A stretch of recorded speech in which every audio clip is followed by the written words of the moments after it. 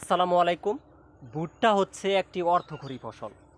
এটা মানুষের খাবারের মধ্যে যেমন ব্যবহার করা হয়, ঠিক প্রত্যেকটা পানির খাবারের মধ্যেও ব্যবহার করা হয়। সেটা মাছ বলেন, মুরগি বলেন, গরু বলেন, এদের ক্ষেত্রে এটা ব্যবহার করা হয়।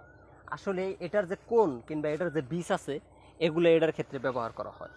আসলে ঠিক তেমনি আমরা অনেকে জানি কিংবা অনেকে জানি না যে এটার যে ডাল কিংবা এটার যে ঘাস, এটার যে কত পুষ্টি কিংবা কত যে গুণাগুণ, সেটা বলে আর বোঝানো যাবে না।